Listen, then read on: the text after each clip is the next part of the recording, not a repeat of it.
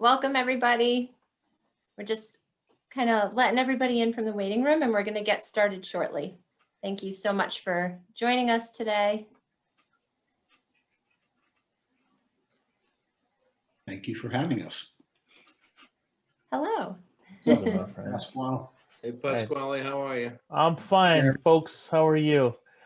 Jenna, if I recognize the names, you want me to just admit them as they come in? Sure, yeah, you can let anybody in. Yep. Yeah.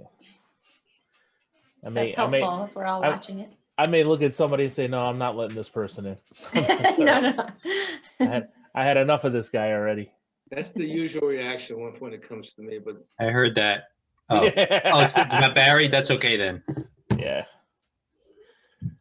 what's up, boss? How you doing? Oh, we got a little growler back there. That's pretty cool. All right. Hello, I don't know. Hello, can anyone hear me? Yes. Yeah, Okay, good. This is Dr. Ed Stevens. welcome. Okay. Thanks for joining us. Glad to have you all.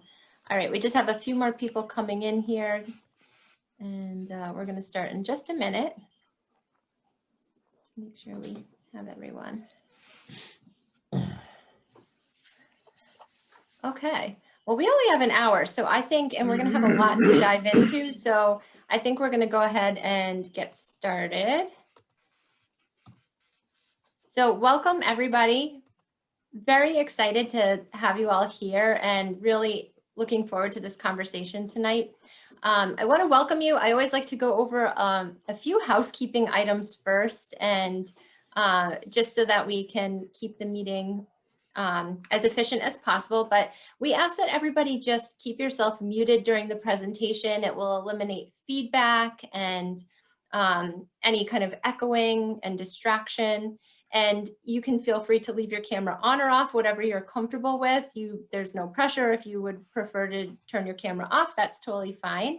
We're going to be watching the chat. So if at any point you want to ask a question or you have a comment to make, please feel free to use the chat to do that. And we'll try to intersperse those questions throughout the evening and then save some time at the end as well for questions. Just a helpful tip. For Zoom, if you, in the upper right corner of your screen, where it says view, if you click on speaker view, that will really help. So as the panelists are speaking, you'll be able to see them and know who's talking at any given time. So for those of you who are joining us tonight that have not been a part of any of our former or earlier community conversations, at MHA here, the Mental Health Association of Westchester, we've been trying to organize throughout the pandemic some virtual community conversations around just helpful topics to further our mission of providing community education, all in the hopes of promoting mental health and really advocating for important conversations around mental health to happen and creating a space to do that. So we're very excited to do this one tonight around men's mental health, and it's a topic that I think doesn't get talked about a lot or enough. And as you'll find out as we go through this, there's reasons why it's really important that we continue to do this. So I do want to just share with you some helpful resources that MHA has.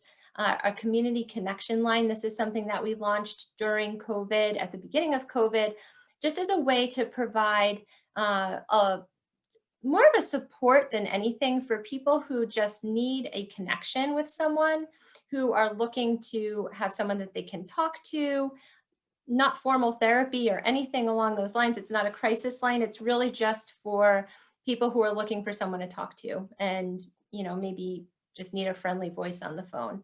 And then also we do have clinical services. We are a certified community behavioral health clinic. And so if you are interested in talking to someone about what services you could receive through the clinic, the number is here to call, and you could find out if that would be helpful to you. Okay, so I just wanted to have an opportunity to introduce you to our panelists that we have this evening, and then we're going to just jump right in. So we're very lucky to be joined by three really unique individuals who come with different backgrounds and different experiences, who are so willing to share with us not only, you know, what they've been through, but what's been helpful, and to really use their own experiences to try to open up this dialogue. And we're really appreciative of that. So we have Joseph Engelhardt. He is the current principal of Alexander Hamilton High School in Elmsford, New York, right here in New York. So he worked briefly in the financial sector in New York City, before returning to school to obtain an MS in education and subsequently an MS in school leadership. Currently, he's in his final semester at Long Island University as a doctoral student. As principal, his goal is to provide a safe learning environment for students where they feel free to take academic risks, realize their passions, meet their potential, and gain confidence to become responsible members of their community. He's worked hard to change the culture for his students so that rather than being suspended or receiving detention, they'll learn skills to manage difficult situations through a restorative justice approach. In addition, he focuses on youth mental health and partners with various organizations to support his students. I know that he does Wellness Wednesdays with his high school students. I just think it's amazing. So, and he credits much of his success to his wonderful family, his wife, Laura, and his two amazing daughters, Emma and Brooklyn. Thank you. We also have Pasquale Palumbo with us today. He's a husband and father of two, works full-time as a financial services professional. In fighting a 30-plus year battle with depression and accompanying issues, he's found purpose in recovery through advocacy. So I first met Pasquale at a professional networking event, and as he started opening up about his experiences with mental health and his desire to find ways to be an advocate, really the idea for this community conversation was it was first born there. So I have to credit that conversation a lot for this. So I'm thrilled it came to fruition and that he's here with us tonight. And I'm happy to be here. Yeah, thanks. Okay, and then our third panelist is Sean Diggs, and he was having is he here yet? He got No, a little but- delayed today, so I don't know if he came in from the He'll- waiting room yet. He'll be but- here, and once he gets in, we'll let him in. Yeah, so Sean is a licensed clinical social worker who currently practices part-time as an outpatient therapist in the technology assisted setting. He also works full-time as a social worker at the VA hospital, so not busy at all. He has over 15 years of experience in various settings and with diverse client populations. As if that's not enough, he's also currently pursuing his doctorate in social work at Capella University. Sean believes lives are positively impacted by challenging thought patterns that do not serve us. He provides an environment of unconditional positive regard and support to help individuals and families overcome obstacles to move forward and thrive. He also believes that his purpose is to help others become their best self through therapy and coaching. And we're so glad that he was able to join us, or will be joining us this evening, to lend us both his personal and professional experience. All right. So again, I think really part of the reason why we want to do this is because one of the things we know is that men are less likely than women to seek help for depression, substance abuse, and stressful life events. We know there's a lot of reason for this, but despite that, we also know that men are more than 3 times more likely to die by suicide than women. And so despite that, they're also less likely to seek help. And we know that a lot of that is preventable. And so by having these conversations, we're hoping that you'll feel more comfortable to have these conversations moving forward also, and that we can start to move that needle. So I am going to now stop sharing so that you'll have a better view of our panelists as they're speaking. And I want to start off by just giving each of you an opportunity to say a little bit more than what I just said about who you are and why you wanted to be a part of this evening. So let's go ahead and start with you, Pasquale. Oh, okay. So no pressure or anything like that. So good evening, everybody. My name is Pasquale Palumbo. As Jenna mentioned, I'm a financial services professional in Westchester County, and you know, I'm an avid networker, as a lot of my friends in the room know that. And I met Jenna at a networking event sponsored by the Business Council of Westchester, of which I am a member. And we just started talking, and I said, look, I'm so glad that you're here, because the services you provide are just so vital. And then I just immediately started to talk and say, look, I've had a ostensible lifelong struggle with mental illness and mental wellness. And you don't often realize that until it's, well into your life. And it can have some pretty severe impacts on everything you do with your relationships, with your business, with your own just personal self-perception. And, I was fortunate that I eventually got to a point where I realized that I needed to go seek some kind of assistance, through medication, through therapy, whatever it was. And I'm one of the lucky ones that I never got to the point where I'm 3 times as likely to do something that I'm going to regret. And as a result, over the last, 4 or 5, even 6 years, I don't even know, as I've approached recovery, because, you never really recover from these things. I've decided to turn that, as Jenna mentioned earlier, into advocacy, because I like to joke around that I have a big mouth, so I better use it for some good. So that's my take for right now. Thank you. You're welcome. Okay, Joe? For me, and thank you, Pascali, that was really well said. For me, it's all about the next generation and the future, which is our students. And the reason that I thought it was important for me to join is to provide our parents and folks out there with a toolkit of strategies to help our youth, and to reach out to folks and let them know that there is support out there, right? And for our students right now, especially, right, with being home and virtual and not being able to connect with their friends, it's more important than ever that we bring awareness to mental health issues. Yeah. Thank you. So I guess in talking about some of those numbers that we talked about, that men are more likely to die by suicide, but less likely to seek treatment. According to Mental Health America, 6 million men experience depression in a given year, and 3 million of them experience anxiety. So what are some of the reasons that you can think of through your own experience that that maybe men are not seeking treatment at the same rate that women are? I just think it's the societal norms that are placed on or societal stigmas that are placed out there, right? That men, if they share, they may not be seen as real men, or that they may seem less than. So sometimes you just bottle that in, or not share your emotions, or don't want to seek help because you're embarrassed, or you may, somebody may think you're crazy, and somebody may not want to be in a relationship with you.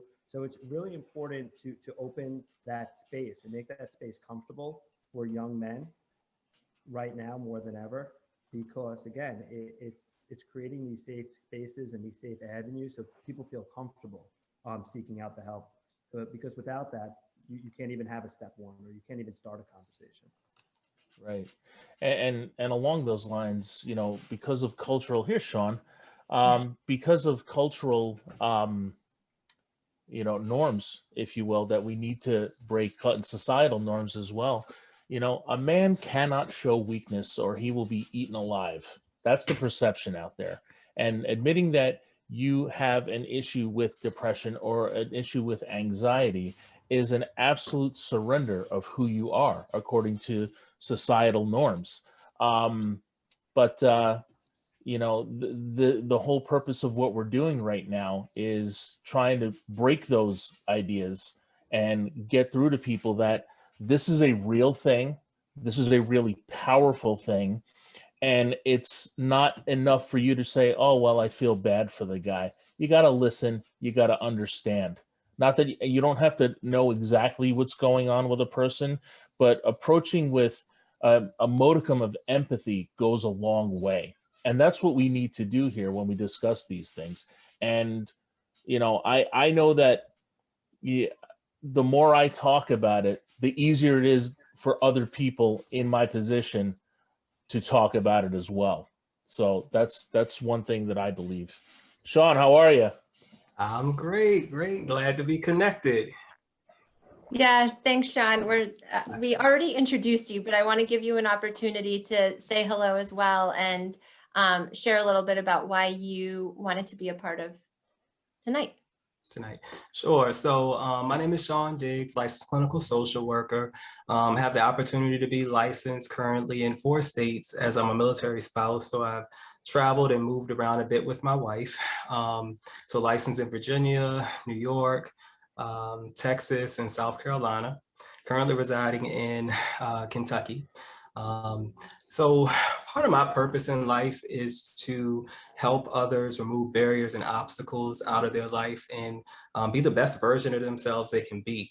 And I think that that starts with myself. So I have a personal connection to the topic when we talk about men's mental health and what that looks like and dismantling the stigmas that exist around it, but also helping others do the same. So I've had about 15 years of experience as a licensed clinical social worker across many different spectrums, from working with youth in the public school system with mental health issues, families in their homes, psychiatric hospitals. Currently, I work at the VA hospital, working with the SMI or serious mental illness population, as well as working with active duty soldiers and Christian-based counseling. And also a topic that I'm really excited about talking about tonight is going to be the cultural considerations and how the concept of race, gender and all those things play a part in mental health. Great, thanks, Sean. So Welcome. yeah, we were just starting to kind of dig into the stigma that is particular to men in discussing mental health. And so we have kind of like these sort of age-old ideas about masculinity and gender. Right. The term that comes to mind is man up. And so how do you see this all sort of playing out in the way that men experience their own mental health? Right. So I think, we talked early on in one of our earlier conversations about this concept of boys wear blue, be tough, don't cry, men don't show emotions. And I think that's what it actually turns into is we raise boys who are taught by society to not emote, to not show emotions, to not be expressive, with the exception of anger, right? And then what does that look like when those boys become men who are now married or with a partner or whatever, their situation is, and they have difficulty expressing this array of emotions that we're supposed to have, right? And being able to release that way outside of anger. And how those behaviors are reinforced, whether it's through sports, whether it's through different relationships that we have where we're, again, that it's enforced that this is the way boys express themselves and express emotions. And so, like I said, I think it just begins to evidence itself and show itself in our adult life when we have men who cannot connect and who cannot express emotions. And then that pattern just repeats itself. So, as a man, you raise children, or a boy in this instance, who you can only give them what you have. So if you don't have that ability, that capacity to access, that range of emotions that we need to have, then you create the same, that you had. Yeah. And one thing that Sean mentioned about the suppression of some of those emotions that becomes just completely volatile. You spend so many years pushing those things down and pushing those things down and pushing those things down that aside from the fact that you're creating some kind of time bomb that can explode, you also are creating a sort of system where it's very easy for you to continue to go deeper and deeper within yourself and within your mind and to completely detach from any kind of emotion. So it can go from having too much emotion to having absolutely none, which is just as, toxic. And because there are not enough avenues for men to say, hey, look, I'm not all right now, because again, you don't want your buddies to make fun of you. You don't want your boss to think you're just making an excuse. And none of these are valid. It's okay to not be okay. And that's the important thing. No, I agree. Is my audio a little bit better? Can I get a thumbs up or a thumbs down? It's a lot better. So much Awesome. better. Bring it down now. I found an old school set of headphones with a wire. So beautiful. So when I started teaching in the city, a lot of the boys would say to each other, "Oh, you're soft. You're this. You're that."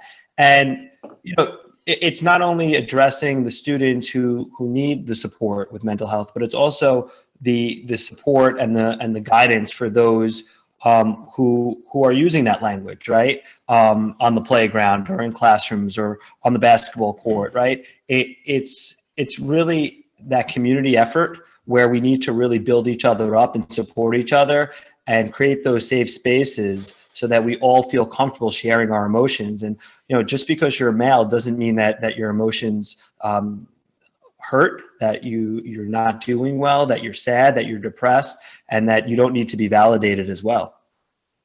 Joe, what does that look like, being a principal in your experience and being able to, because, for many boys, as we were talking about, they may not have those role models to demonstrate those kind of behaviors in the home.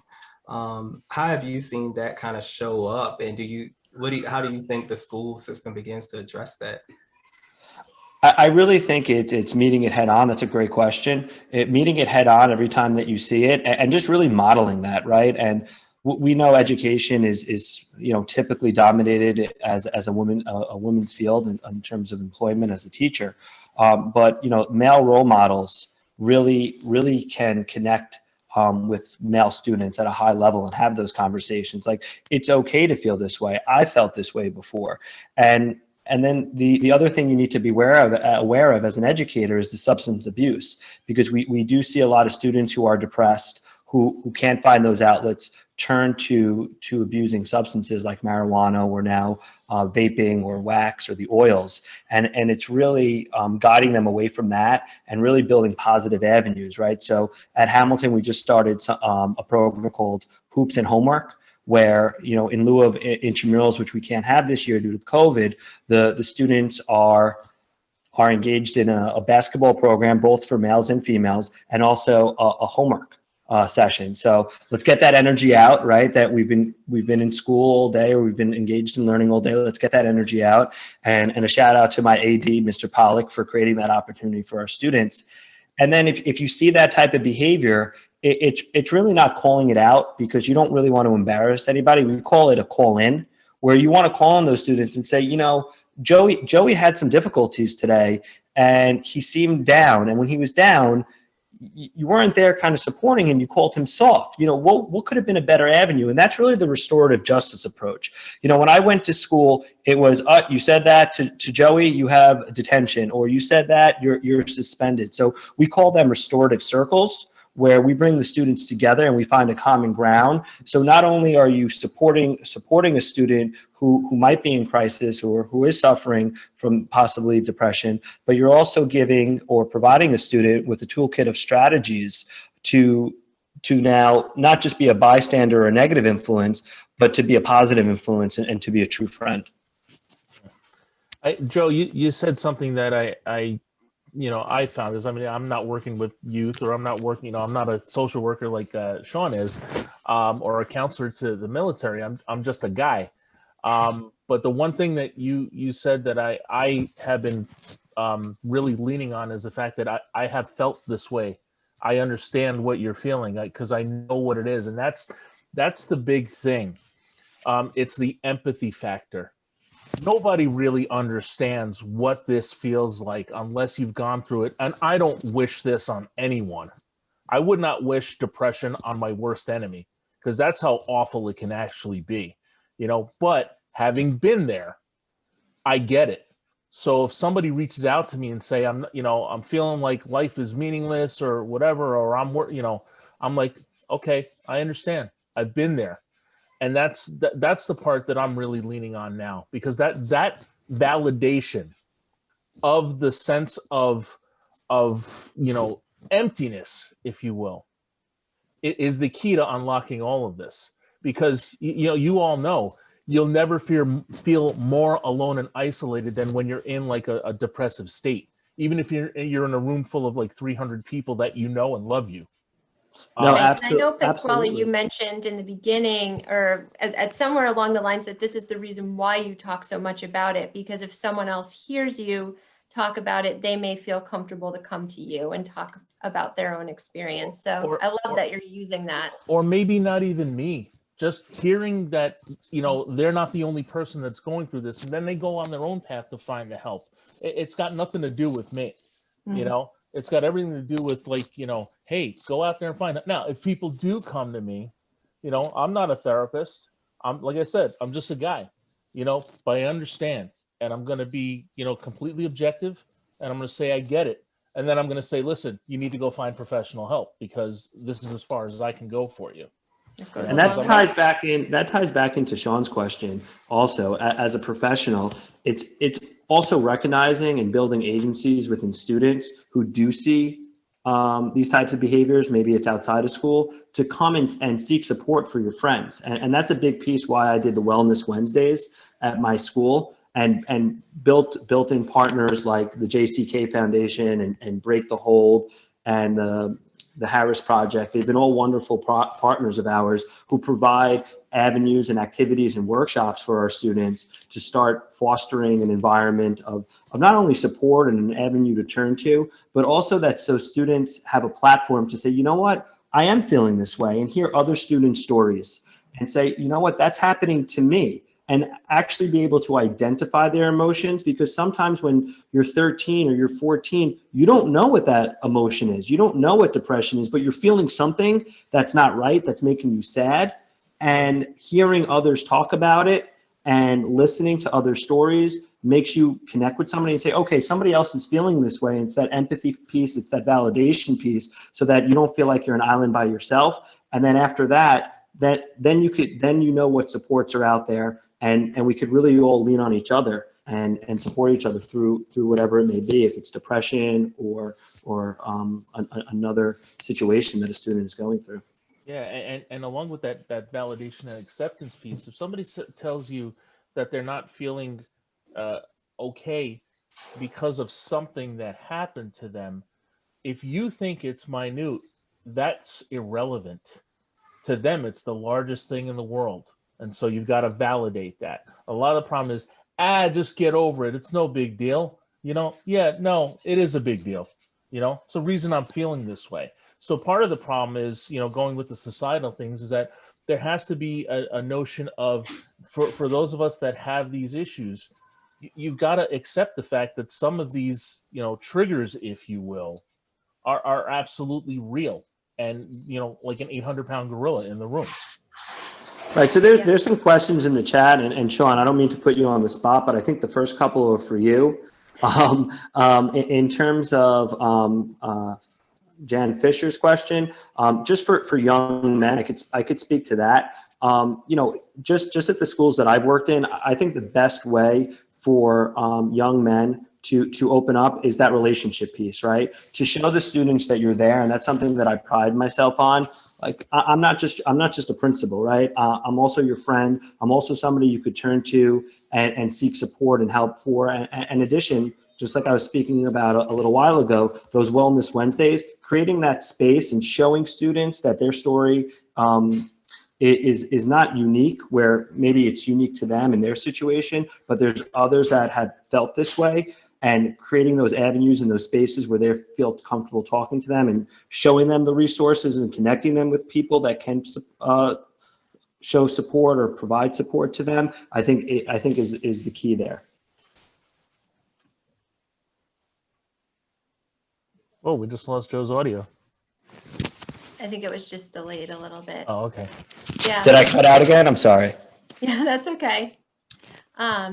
No, that was a great answer. Sean, do you have something you want to add there? Yeah, just looking at the questions. So I see one of the questions is, what is the ratio of mental health resources for boys and men versus girls and women? You know, I think that can be regional. I think that can be state by state. I think it can be county by county. You know, if you've ever moved, you know, state to state, county to county, you may have found that there are more resources in one area than another. My guess would be that there are more resources typically when it comes to mental health for women than men, just based on how we look at things from a societal view, you know. But I think a big part of that is going to be who accesses those resources, right? Because I think that the agencies like Westchester County Mental Health Association, it's available to all, right? But who's going to reach out and who's going to connect with those services? I will say this, you know, working in the VA hospital, I have seen at times an agency like that or a big organization, because of the disproportionate amount of men who are in the armed forces, those services tend to be more geared towards men, and that's been changing over time. So I think it just depends on a few different factors, you know, as far as what we see out there when it comes to services that are available. Yeah, that makes a lot of sense. And then, I mean, I know that you kind of referenced this before, Sean, as well, on top of the stigmatization of help-seeking behavior in men of any race. You add to that now the additional challenges and stressors that men of color face, and it's just one more barrier for that group of individuals. So I'm curious how you all have seen that play out in your lives or the lives of your students, or, you know, and how culture has played into that. Yeah, I think the cultural piece is that, you know, I know that there are some cultures that don't recognize mental health. I mean, I'm a first generation American, and in my household, and I believe my mom's on this call, but, you know, Mom, not to call you out, but it really wasn't accepted to talk about in my house. It was, you know, work hard, do well, and get your head in the books. And, you know, hopefully join the chess team, which I never ended up doing. But the reality was, in many households, that there's a cultural piece where it's not accepted or not even recognized. So I think that that's hard as well. And then you also incorporate the social media piece. I mean, the trauma that is inflicted on students that are from different races, right? I only can imagine being a young Black male right now, and seeing young Black men being shot on social media every single day, or being harmed, or being treated unkindly. And what does that do to 11 or 12-year-old who's on social media right now, who's home, you know, on class virtually all day, but is also going through social media all day? And that, you know, how do we start addressing that trauma as well? I think, you know, one of the things that I consider when I think about culture is intergenerational trauma. So, you know, it's 400 years ago, slavery was in existence, you know, Jim Crow laws. You know, I can talk to my mother and she can tell me stories about being in school with segregation and what that was like for her and what her experiences were. And no doubt that showed up in different ways in how she parented me. You know, I think about moments where she, growing up in a very rural part of Virginia, where she took me to certain environments where we were the only people of color in a restaurant, you know, kind of thing, just to prepare me for some of the experiences I may encounter in the world. And I think for a person of color, there are a lot of different experiences. There are a lot of different scenarios where, again, things are passed down. We think about some of the research on a topic like epigenetics, which is basically how environment connects to or can influence our genetic makeup.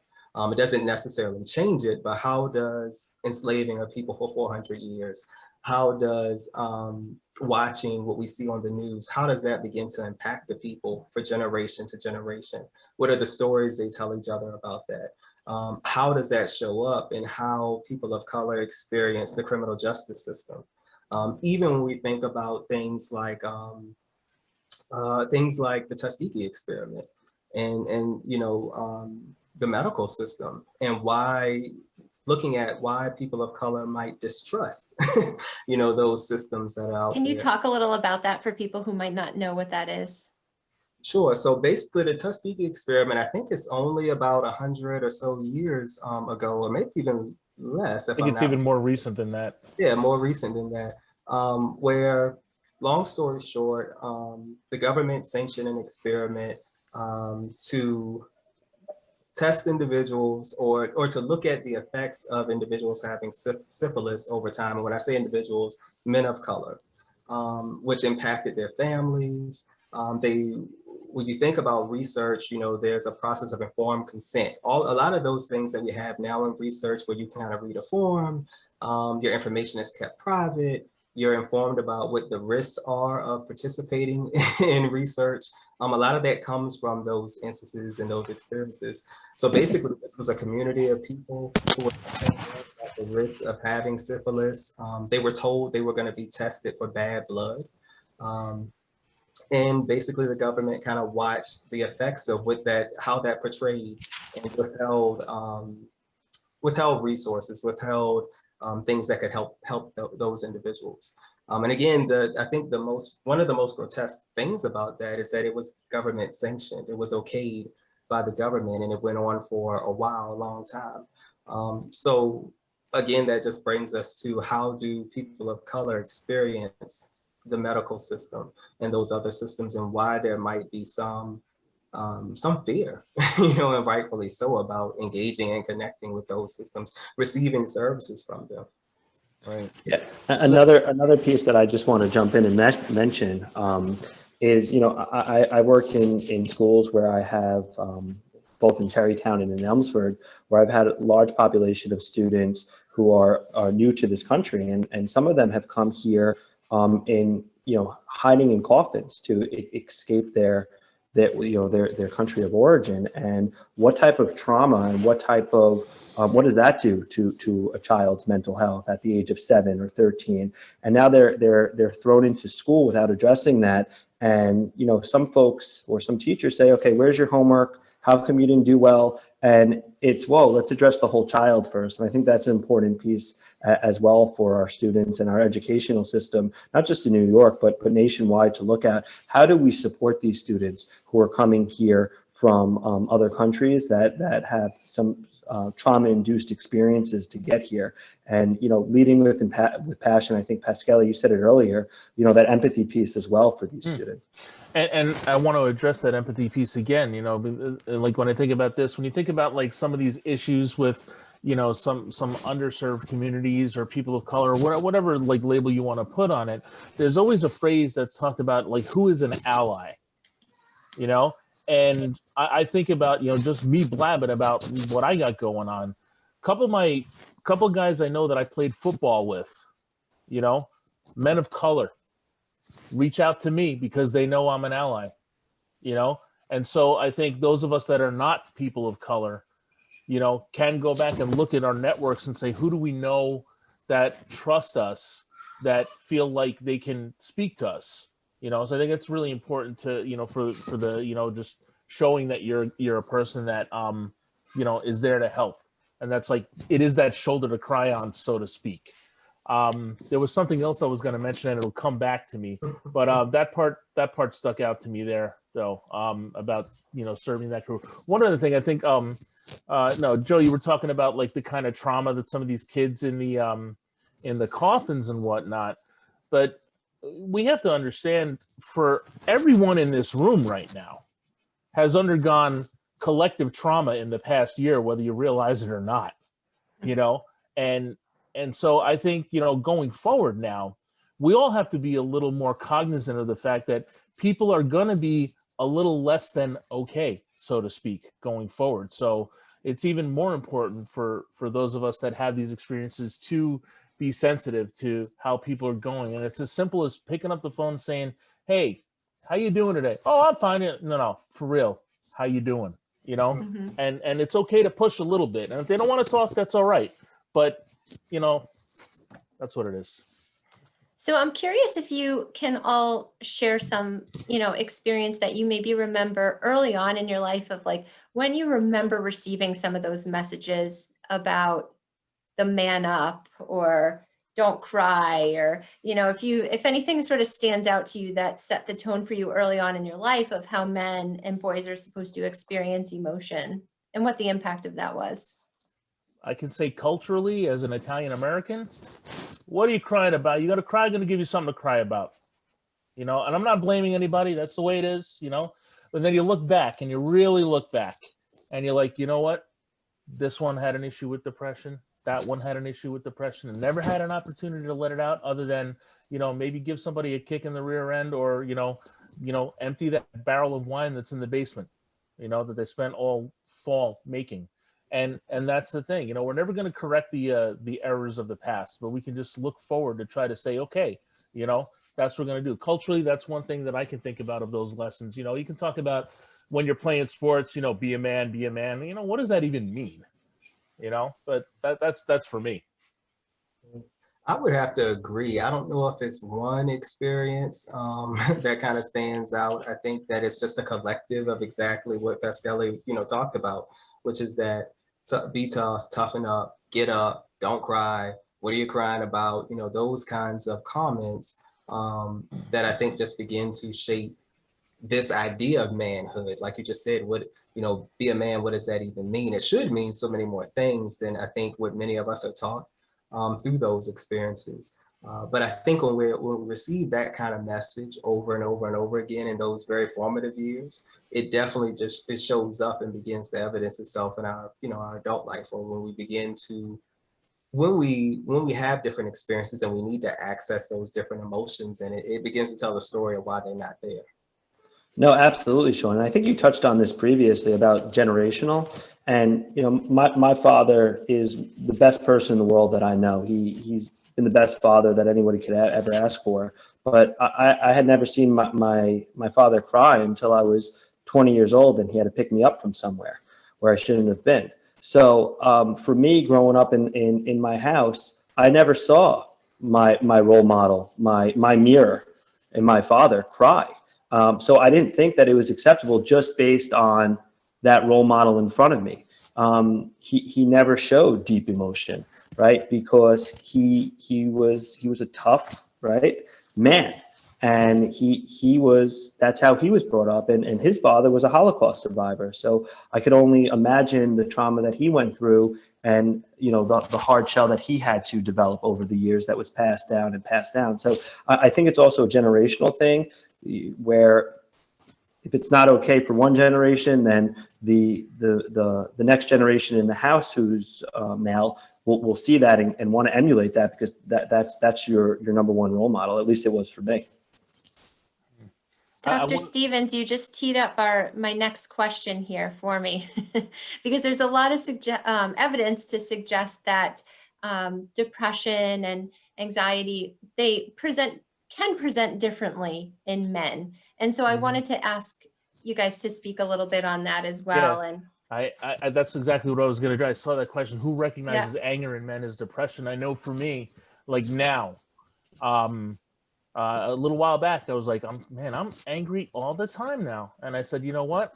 I need to call my therapist. And it turns out that that's what it was. It was like, it was like my old friend was starting to come back, and it was manifesting itself in anger.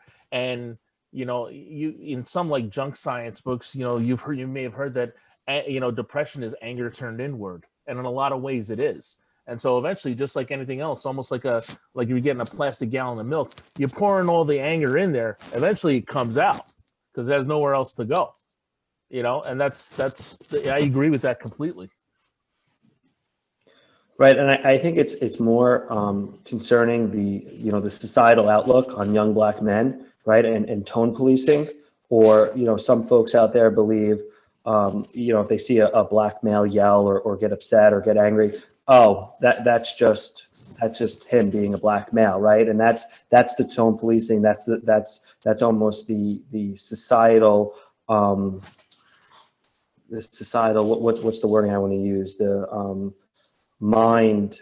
It's not really a stigma. It's really like a societal bias. Bias, thank you, or microaggression. Microaggression is the word I was looking for. So it's a societal microaggression, and it's recognized as one thing when instead that young male needs support and needs help instead of being labeled. Yeah, and I think that that's something that you can look at with various different groups. So in particular, we're talking about Black or African American men or women, and what it's like for them to express emotion in the workplace or in corporate America. What happens, and the fact of having to even consider that. What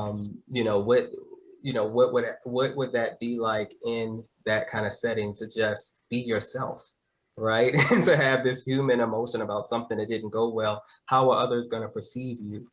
Having to walk around with those kinds of thoughts, what role does that play in mental health? And like I said, it's not even just limited to the Black or African American community. You can look at various different groups, whether that's the LGBTQI community, even women, you know, in those kind of settings, being a leader, and you know, if showing any kind of emotion, and what that looks like. And the fact that people have to walk around with that kind of ideology and have to think about that, again, how does that show up in their mental health? And how do we begin to remove those barriers? So I think that's a good point. Right. And I think that's where we need to go next is how do we begin to remove some of those barriers? What do we do? How do we help the men in our lives, the men in our community, the strangers that, you know, these millions of men who are experiencing these symptoms and not having enough trust to go seek help, whether it's trust in the providers or trust in society to accept them. I think what we're doing tonight is a huge step. And I know it happens often and I'm excited to see it when it happens, but just having these kinds of conversations where we can create awareness to the topic, education around the topic of men's mental health, men's experiences with mental health. I think Pascal mentioned something that I have a phrase that I say, ask and mean it. You know, so that means that when I ask someone how they're doing, I actually Right. stop. Yeah, it's not, you know, it's not the classic New York, how you doing? It's, you know, it's like, you know, hey, Sean, how are you doing? Well, I'm okay. No, Sean, seriously, how are you doing? Yeah, I've noticed. Right. Now, it's not an easy thing to notice because, and the doctor had another question where he said, is bad behavior disguise for depression?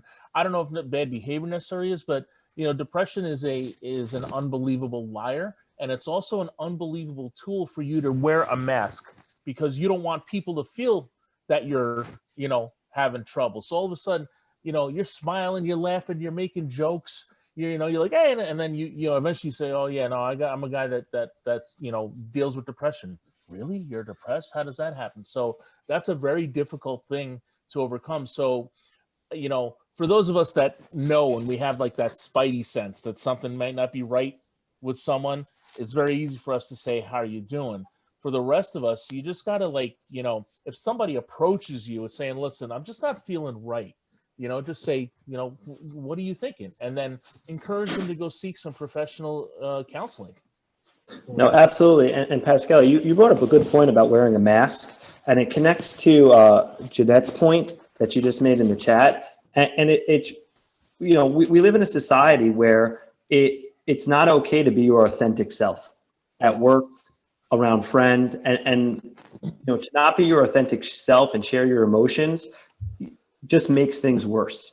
And I think creating, you know, avenues like this, as Sean said, or taking the first steps and providing toolkits of strategies for students or parents, or sharing resources for students or parents, or just a community is a very important first step here. Yeah, no, I mean, it's so true. You know, people ask me to say, hey, Pasquale, what can we do? I said, step one, you know, don't judge, you know, just listen. Like I said, this is as real as a punch to the face. You know, if somebody's telling you they're having some kind of mental discomfort over there, you know, and step two is just like, you know, say, look, this is a real thing. This is, you know, it's a disease. Okay. You wouldn't dismiss somebody's cancer by saying, hey, cheer up, you know? And I think that it's so easy for people to say, oh, just smile, you'll be fine. I smile all the time, you know, doesn't mean I don't have this issue, you know?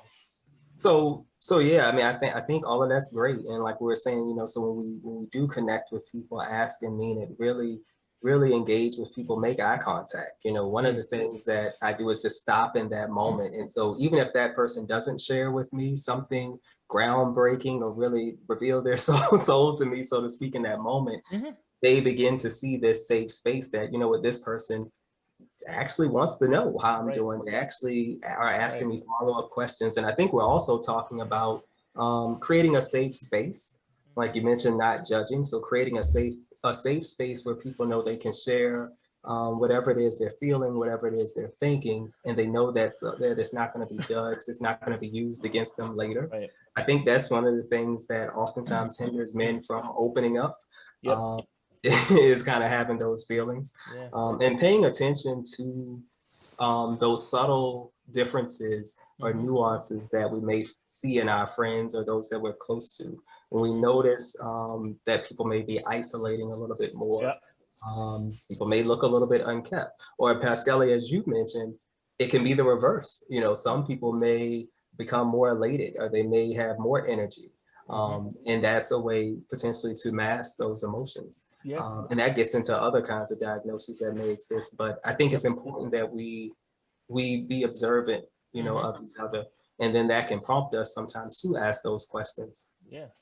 Yeah. Well, the first time I met Sean was about 2 weeks ago, just to introduce ourselves to one another, and something that really resonated with me, Sean, is what you said about validation. So what you're saying right now in terms of those safe spaces, something that you hit the nail on the head when we were first having this conversation and getting to know each other, was it's very important in your work, in my work, Pascali, the work that you do with folks who reach out to you, is that validation piece, right? We may not have all the answers, but just validating somebody's emotions are really, really important. Yeah, and that's the thing. But there's one catch to the whole thing, though. In terms of validating, you also have to know where to respect the boundary as well. Because you could ask somebody, how you doing? I'm okay. I said, how you doing? I said, honestly, I'm not feeling so great right now. I just don't want to talk about it at the moment. And that is valid as well. And that's the point where you say, all right, I get it. When you want to talk, I'm here. And that helps a little bit, because sometimes if you push, what are you going to do? You're just going to push that stuff further down, and you're going to complicate the situation. Yeah, it goes back to the safe space, right? And something that I'm a big fan of is out of the Yale Emotional Center, a mood meter. And I encourage all my teachers to start off their lesson with a mood meter, asking students where they are on this mood meter, and then it's just a simple check-in, a 2 to 3 minute check-in of where students are, and they could share if they want to. They don't have to share, but it opens up the conversation, and they know that the teachers care about them, and then they could connect with the teacher afterwards if maybe they're in a red or an orange zone. I think David's question is also really touching on another really stigmatizing experience for boys. And so I'm wondering, Sean, maybe you want to help answer that question of how can we help men who experience sexual abuse as children feel more comfortable to discuss their feelings?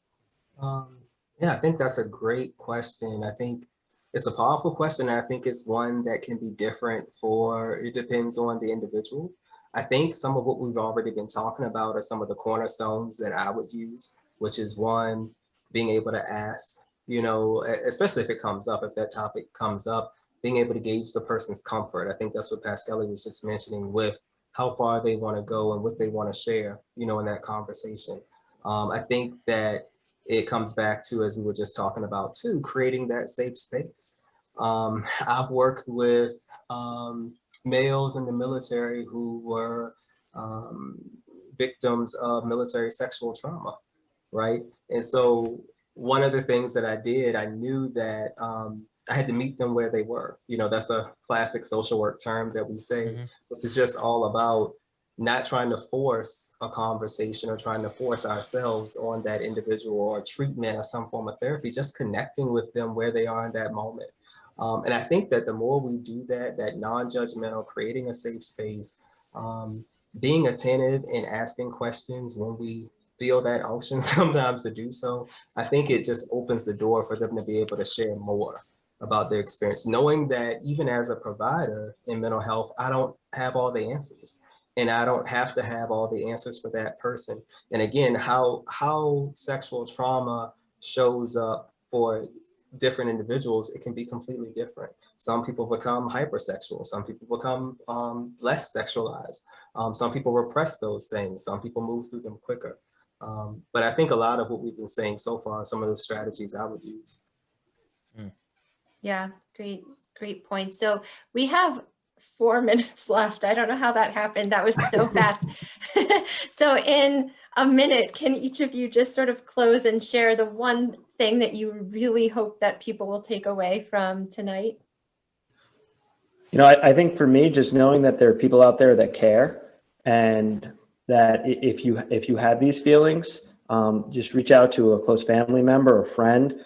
There are many resources. I'm sure Jenna will share them all through her agencies, and we all care, and we're all here for each other. And once we support each other, the world's a better place. Sean, go ahead. So I would say, I guess my short thing would be just to normalize the experience. Again, if a man opens up to you, try to create that safe space. You know, ask questions, but again, that non-judgmental safe space where they can express themselves. I think that'll go so far. It's so simple, but I think it goes so far. I think, man, I have a lot that it's going through my mind right now, but you know, the importance is those of you that are here, whether or not you're someone that's going through what we've gone through, or, you know, you feel like you know somebody that might be going through it, just, you know, be that ally. You know, whether or not you're a person that's going to have the conversation to say, you know, I want to understand what you're going through. And if you don't want to talk with me, that's fine. But what can I do to help you? Because I want to help you. And sometimes that small little gesture can open the door to everything. You know, just put a little more compassion out into the world for somebody else. We're all going through something. Everybody's going through something that we don't know about. It may not be something as severe as, you know, diagnosed depression or anxiety or bipolar, so whatever it is. But we're all going through something, you know? Right. So it's okay to just check in with somebody else, you know, and go back to what I said, like, you know, is there anything I can do to help you in any way, you know, with how you're feeling? That's my takeaway. Thank you so much to each of you. This was really important information. I really appreciate how open you were about sharing your own experiences, your thoughts, your professional and personal experience. I did just want to put some resources up in for people to, you know, in case this is, you know, something that would be helpful to you or others that you know. We're here for you at MHA. And we also want you to know that if at any time you feel like you need to talk to someone and you are, you know, having thoughts about hurting yourself, about suicide, about just really struggling, that the National Suicide Prevention Lifeline is a great resource. You don't even have to be experiencing thoughts of suicide to call any type of crisis at all. They'll talk to you. They have trained counselors that will do that. And so this went way too fast. I think everybody's saying the same thing. We need to do it again. So stay tuned, because I think we're definitely going to be doing this again. I also encourage you, Joe is actually going to be featured on MHA's podcast next week. It's called Surfacing the Meaning and the Story. You can look it up on any of your major podcast platforms. And we're excited to hear a little bit more about the experience that he had in his life and how that really shaped him into the person he is today. And lastly, we do want to thank you all for coming tonight. We love being able to offer these community conversations. We know that sometimes people ask us, hey, how can I get involved? How can I give back? How can I say thank you? So we do have an opportunity. If you are interested, there's no obligation, but if you are interested in donating to MHA to continue to allow us to provide this kind of community education and other services that we provide throughout the county. And we will be sending out a thank you email tomorrow with a survey in there. So we'd appreciate if you would also fill that out. And we hope you'll join us next time, because we're definitely doing this again. Stay safe, everyone. Right. Have a great night. Everyone.